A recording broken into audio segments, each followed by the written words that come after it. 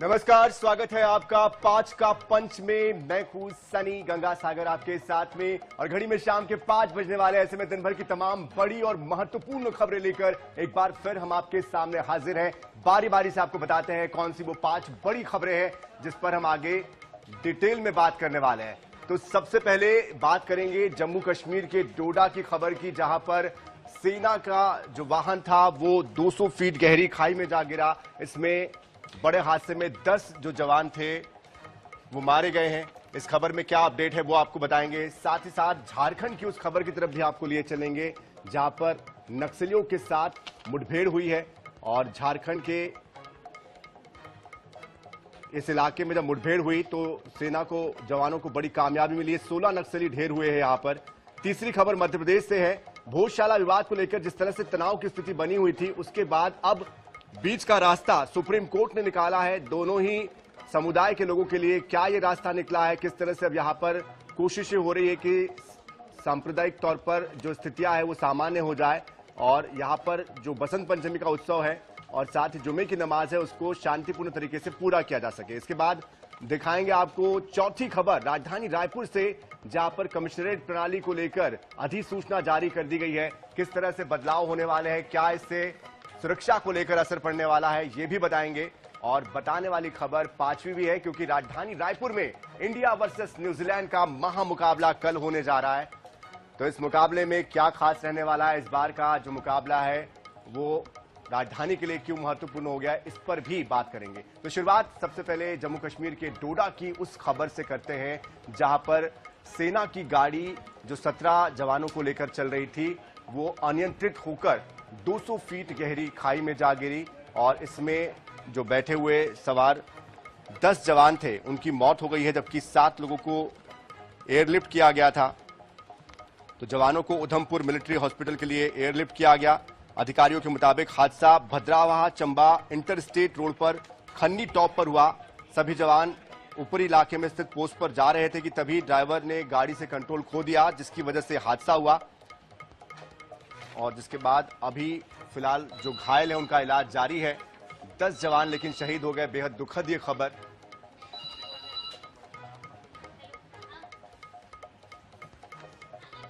तो लगातार सेना ऑपरेशन चला रही है जम्मू कश्मीर में। इसके पहले आतंकियों के छुपे होने की खबर अखनूर से आई थी, 2 दिन पहले की खबर है। ऐसे में लगभग हर दिन ऑपरेशन चलाए जाते हैं, लेकिन जहां पर जिस तरह की स्थितियां होती है भौगोलिक तौर पर, उससे भी कहीं ना कहीं एक बड़ी चुनौती जवानों को अक्सर मिलती है। और यहां पर भी कुछ ऐसा ही हुआ। टॉप पर जब ये वाहन जा रहा था, ऊंचाई पर जब जा रहा था, तो ये वाहन अनियंत्रित हो गया, जिसकी वजह से ये सीधे खाई में गिरा। 200 फीट गहरी ये खाई थी। 10 लोगों की तो वहीं पर मौत हो गई।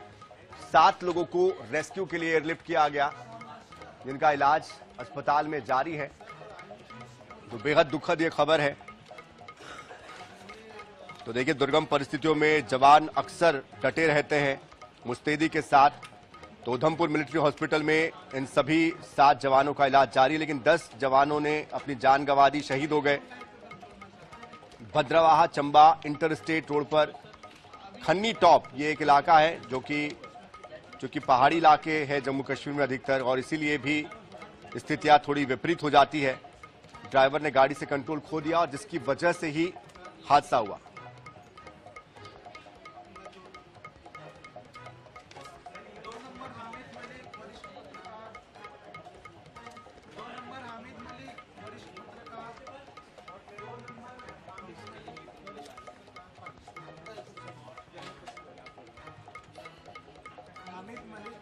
हामिद मलिक वरिष्ठ पत्रकार जम्मू कश्मीर से हमारे साथ जुड़ चुके हैं इस खबर को लेकर। हामिद जी, आपसे समझना चाहते हैं, जो हादसा हुआ है बेहद दुखद ये खबर है, क्या परिस्थितियां थी, क्या भौगोलिक स्थितियां थी और जो जवान घायल हुए उनको लेकर कोई जानकारी आप तक पहुंची हो? एक्चुअली ये बड़ा दुखदायक है क्योंकि ऐसा हादसा नहीं होना चाहिए। सड़क की वजह से काफी हादसा हुए, मगर आज हमारे जवान उसमें शहीद हो गए। जो जवान बॉर्डरों पर कश्मीर में कश्मीरियों के लिए और पूरे देश के लिए लड़ते हैं, जो उनकी रखवाली के लिए, उनकी सिक्योरिटी के लिए हर वक्त तैयार रहते हैं, ऐसा हादसा होना बहुत दुखदायक है। हम उनकी फैमिलीज के साथ शाना बशाना खड़े हैं। पूरे कश्मीरी लोग, पूरा कश्मीर खड़ा है क्योंकि ये छोटा हादसा नहीं है, दिलदोज हादसा है। तो हमारी बिल्कुल ताज़ियत रहेगी उनके साथ जो इसमें शहीद हुई हैं, और उनके साथ भी जो अभी घायल है उनके लिए तो गवर्नमेंट काफी कुछ कर रही है, वो पहुंचाए गए हैं हॉस्पिटल, तो उनका देखभाल अच्छी तरीके से हो रहा है। मगर ये दिलदोज हादसा है, बहुत दिल दुखा देने वाला हादसा है जो आज हुआ। जिन जवानों ने अपनी जानें खोई और जो शहीद हुए, उनके साथ हम पूरी ताज़ियत करते हैं, उनके घर वालों के साथ। अल्लाह करे कि उनके घर वालों को इस घड़ी में बिल्कुल महफूज रखे और उनको बर्दाश्त करने की तौफीक अता फरमाए, क्योंकि ये बड़ा दिलदोज हादसा है। बिल्कुल जाहिर सी बात है, ये दुखद खबर है। Bhadrawah Chamba inter state road पर ये घटना हुई है। बहुत शुक्रिया हमारे साथ जुड़ने के लिए हामिद मलिक जी। रुक करते अगली खबर का। झारखंड के सिंहभूम में सरगुड़ा में नक्सलियों के बीच में, जवानों के बीच में मुठभेड़ हुई। इसमें 16 नक्सली ढेर हुए हैं। एक बड़ी कामयाबी मिली है, इसमें एक नामी नक्सली भी मारा गया है।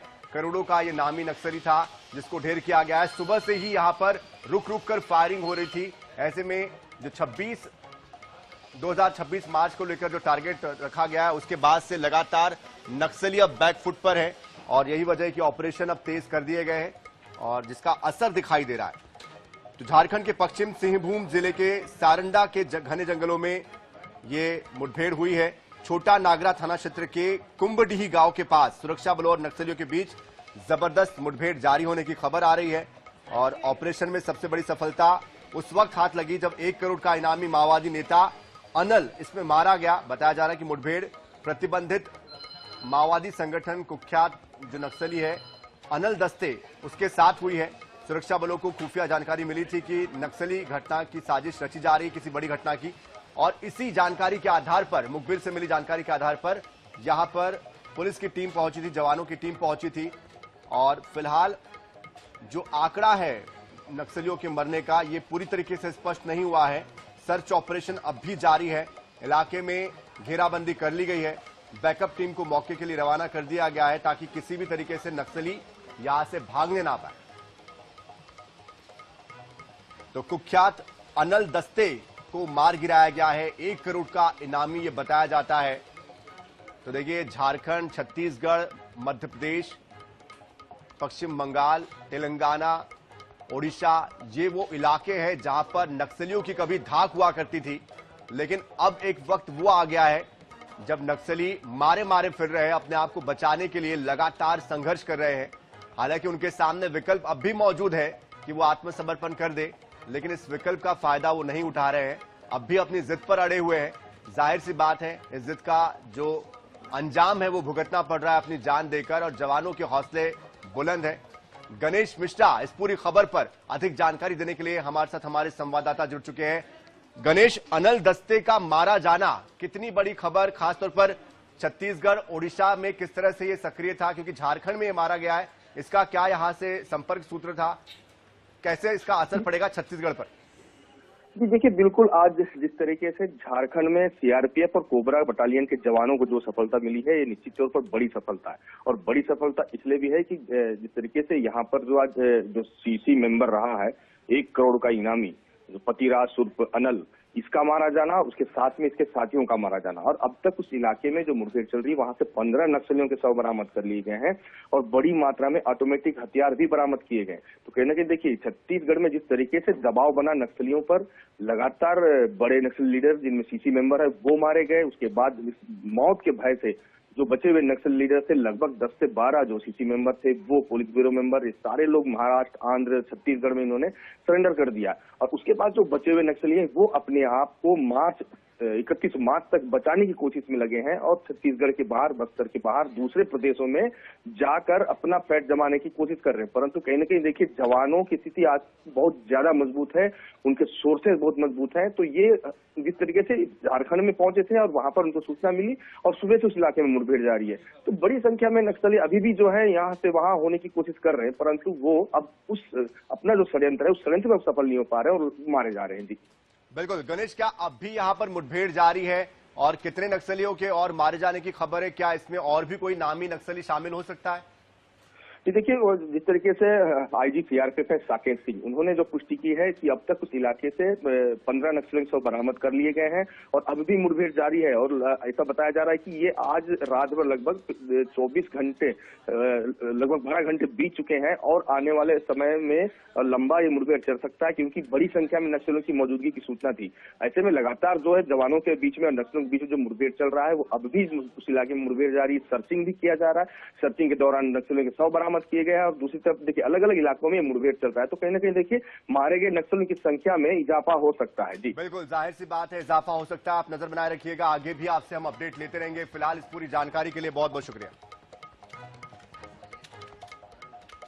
रुक करते अगली खबर का। धार जिले की ऐतिहासिक भोजशाला विवाद में सुप्रीम कोर्ट ने एक ऐतिहासिक फैसला सुनाया है और जिस तरह से विवाद की स्थिति कल तक बनी हुई थी, तनाव की स्थिति बनी थी, अब कहीं ना कहीं उस पर विराम लगा है, क्योंकि सुप्रीम कोर्ट ने समन्वय की स्थिति बना दी है।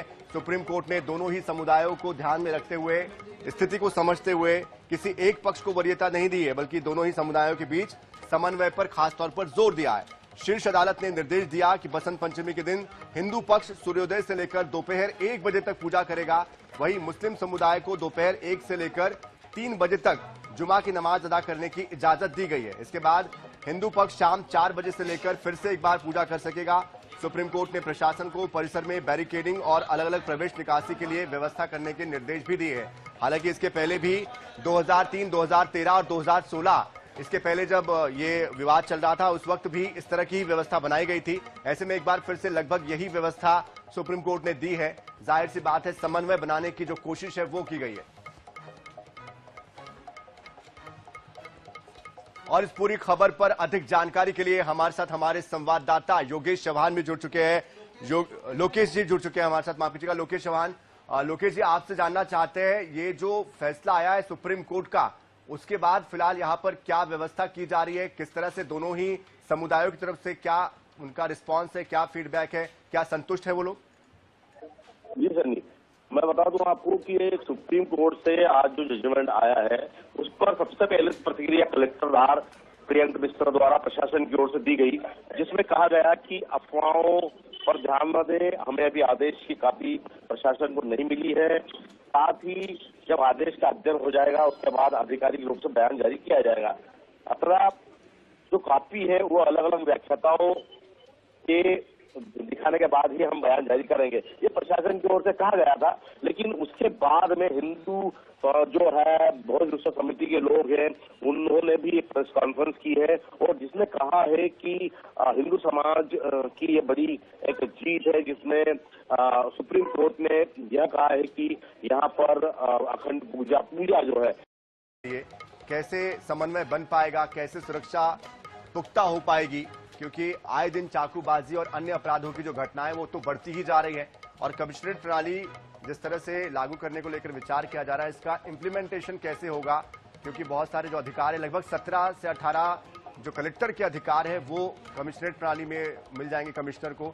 ऐसे में जाहिर सी बात है, इसमें चाहे वो हथियारों का लाइसेंस हो या धारा 144 लगाना हो या फिर ट्रैफिक कंट्रोल को लेकर हो, तमाम ऐसे अधिकार हैं। और इस पर क्या कहा है अधिकारियों ने वो भी आपको सुनवाते, सीएम ने इस पर क्या कहा है वो आपको सुनवाते हैं। जी बिल्कुल, 23 तारीख को बसंत पंचमी है, उस दिन से हम लोग पुलिस कमिश्नरी की शुरुआत करने जा रहे हैं। जी बिल्कुल, 23 तारीख को बसंत पंचमी है, उस दिन से हम लोग पुलिस कमिश्नरी की शुरुआत करने जा रहे हैं। तो बसंत पंचमी से शुरुआत होने जा रही है इस कमिश्नरेट प्रणाली की। इस पर अधिक जानकारी देने के लिए हमारे साथ हमारे संवाददाता मनोज नायक भी जुड़ चुके हैं। मनोज, किस तरह से ये जो सुरक्षा के इंतजामात है कल से बदल जाएंगे, पुलिसिंग बदल जाएगी, क्या बड़े बदलाव होने जा रहे हैं और इसका अपराध पर कितना गहरा असर पड़ेगा, कितनी नकेल हम कस पाएंगे? जी देखिए, काफी दिनों से यह सुगबुगाहट चल रही कि 23 जनवरी को पुलिस कमिश्नरी प्रणाली लागू हो पाएगी या नहीं हो पाएगी, इसे लेकर अब कोई संशय अब नहीं बचा है, क्योंकि राज्य सरकार ने अधिसूचना जारी कर दी है और कमिश्नर प्रणाली 23 जनवरी से ही लागू होगी। और जो नई कमिश्नर प्रणाली लागू होगी उसमें जो है, जो नगरीय निकाय के अंतर्गत जो क्षेत्र आते हैं उसे ही जो है कमिश्नरी प्रणाली के अंतर्गत लिया गया है। यानी 21 थाने जो रहेंगे वह कमिश्नर प्रणाली के अंतर्गत आएंगे। जो बाकी देहात के जो 12 थाने हैं वहां पर जो है अलग से एसपी मॉडल में जो है एसपी की तैनाती की जाएगी। इसके अलावा कमिश्नरी प्रणाली के अंतर्गत जो है पूरे शहर को जो है 3 जोन में बांटा गया है। 3 जोन जिसमें कि पूर्व, मध्य और पश्चिम ये जोन रहेंगे। इसके अंतर्गत जो है 7 सब डिवीजन बनाए गए हैं। 7 सब डिवीजन के अंतर्गत जो है 21 थाने रहेंगे और लगभग जो है सभी सब डिवीजन में जो है कम से कम 3 थाने रखे गए हैं। ये कोतवाली जो थाने रहेंगे।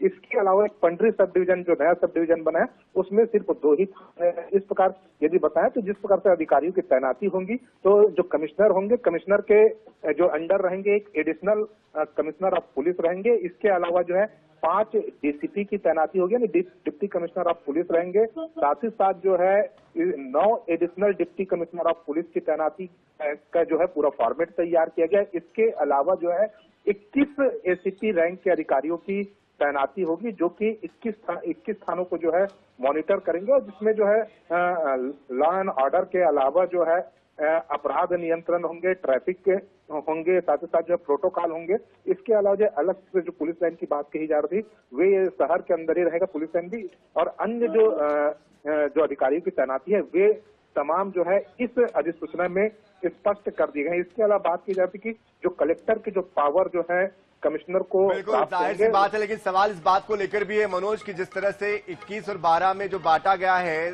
प्रदेश को, जो 12 थानों में बांटने की बात हो रही है, उस पर सामंजस्य कैसे बैठेगा, किस तरह की चुनौतियां आएगी, उसको कैसे निपटेंगे। बहरहाल बहुत बहुत शुक्रिया इस जानकारी के लिए। आगे भी अपडेट आपसे हम लेते रहेंगे।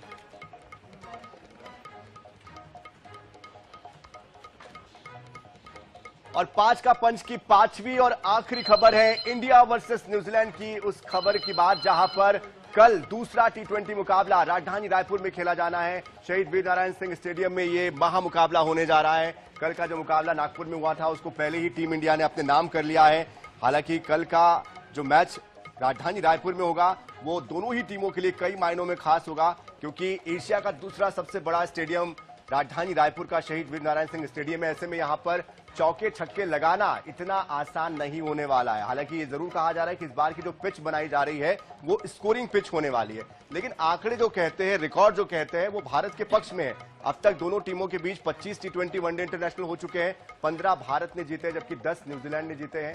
और जाहिर सी बात है जिस तरह के मुकाबले हुए हैं उसमें भारत का पलड़ा भारी। 14 इंडिया ने जीते हैं। एक मुकाबला जो हुआ था उसमें सुपर ओवर के साथ मुकाबला आगे बढ़ा था। ऐसे में देखा जाए तो निर्णायक मुकाबला रहा था। लेकिन अब कल जब मैच होने वाला है इसके बारे में जानकारी दे दें आपको कि कल जब टीम इंडिया यहां पर खेलेगी तो उसको लेकर गेंदबाजों के साथ साथ बैट्समैन के लिए भी चुनौती भरा रहने वाला है कल का यह मुकाबला। सूर्य कुमार यादव की टीम और न्यूजीलैंड के खिलाड़ी छक्के लगाने के लिए उनके लिए आसान नहीं होगा। तो कल का मुकाबला 48 रन से भारत ने जीता था। मोहम्मद हसन इस पूरी जानकारी के लिए हमारे साथ जुड़ चुके हैं। मोहम्मद हसन, कल के मैच को लेकर किस तरह की तैयारियां की जा रही है और किस तरह का ये मुकाबला होता हुआ दिखाई दे रहा है? बिल्कुल सनी, देखिए राजधानी रायपुर में भारत वर्सेस न्यूजीलैंड को लेकर के जबरदस्त उत्साह जो है वो देखा जा रहा है। जबकि इसकी सबसे बड़ी वजह जो पहला T20 खेला गया उस मैच के दौरान भी भारत का काफी अच्छा परफॉर्मेंस जो है वो देखने को मिला था। इसके बाद अब कहीं ना कहीं फैंस की उम्मीदें और ज्यादा बढ़ गई हैं भारतीय टीम से। और राजधानी रायपुर अक्सर देखा गया जब भी भारतीय टीम यहाँ पर खेलती है यहाँ के मैदान में तो काफी अच्छा प्रदर्शन जो है वो उनका देखने को मिलता है। खासतौर पर जो T20 है उसमें काफी ज्यादा अच्छे स्कोर चौके छक्के देखने को मिलते हैं। फिलहाल का जो लेटेस्ट अपडेट है उसमें भारतीय टीम और न्यूजीलैंड दोनों ही टीमें जो है आज राजधानी रायपुर पहुंच चुकी है। एयरपोर्ट से दोनों ही टीमें अपनी अपनी होटलें चली गई हैं। उसके बाद कल जो है ये महामुकाबला खेला जाएगा। हालांकि जो जानकारियां मिली है उसके मुताबिक कल दोनों ही टीमें जो है मैच शुरू होने से थोड़ा समय पहले ही जो है स्टेडियम पर पहुंच जाएंगी और वहां पर प्रैक्टिस सेशन जो है वो किया जाएगा। क्योंकि टीमें आज ही पहुंची है तो ऐसे में आज जो प्रैक्टिस उसकी होने की यहाँ पर संभावना नहीं है, लेकिन कल मैच के पहले दोनों ही टीमें प्रैक्टिस करेंगी। खासतौर पर जसप्रीत बुमराह समेत ऐसे यंग इंडियन टीम के प्लेयर्स हैं जिनसे उम्मीद ये लगाई जा रही है कि काफी अच्छा परफॉर्मेंस उनका देखने को स्टेडियम में मिल सकता है। फिलहाल तैयारियां पूरी कर ली गई है, बीसीसीआई ने स्टेडियम को तैयार किया। इस बार सुरक्षा के काफी कड़े इंतजाम किए गए हैं। अलग अलग स्टेट्स की टिकट जो है सभी टिकट सोल्ड आउट हो गई है, स्टूडेंट टिकट भी रखी गई है, वो भी सोल्ड आउट है। यानी कि इस बार काफी ज्यादा जो भीड़ है, जनता जो है वो इस मैच को देखने के लिए उत्सुक है और कल सभी लोग जो है वो मैच को देखते हुए राजधानी रायपुर में नजर आएंगे। बिल्कुल जाहिर सी बात है, कल के मैच के लिए सभी उत्साहित हैं, लेकिन इस बार कुछ और बड़े बदलाव भी किए गए स्टेडियम के अंदर भी। हम चाहेंगे दर्शकों को वो भी बताइए ताकि कल जब वहां दर्शक पहुंचे तो उनको ये कुछ नयापन ना लगे।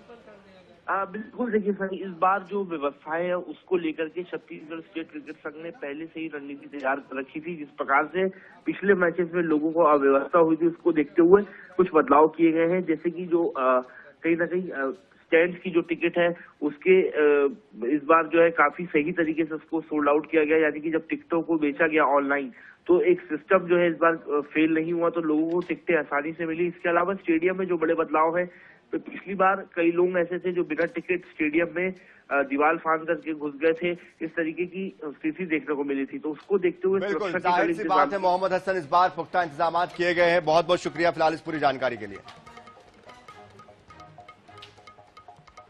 और इस बीच एक और बड़ी खबर आ रही है, T20 नहीं खेलेगा बांग्लादेश। जी हां, ये बड़ी खबर निकल कर आ रही है T20 वर्ल्ड कप से जुड़ी हुई, जहां पर बांग्लादेश नहीं खेलेगा। और इसका फैसला बीसीबी और बांग्लादेश सरकार के बीच हुई बैठक के बाद हुआ है। सुरक्षा कारणों की वजह से बांग्लादेश क्रिकेट बोर्ड ने इनकार कर दिया है भारत में खेलने से। तो आईसीसी ने वेन्यू और ग्रुप बदलने की मांग की थी। तो ये जानकारी भी सामने आ रही कि अब भारत में बांग्लादेश नहीं खेलेगा।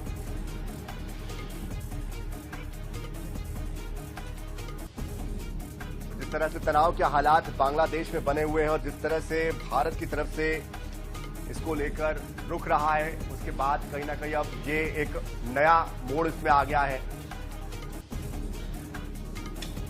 तो सुरक्षा कारणों की वजह से बांग्लादेश के खिलाड़ी T20 वर्ल्ड कप भारत में नहीं खेलेंगे। तो इसी के साथ 5 का पंच में फिलहाल इतना ही। ताजा खबरों के लिए, अपडेट्स के लिए आप बने रहिए INS 24/7 के साथ। नमस्कार।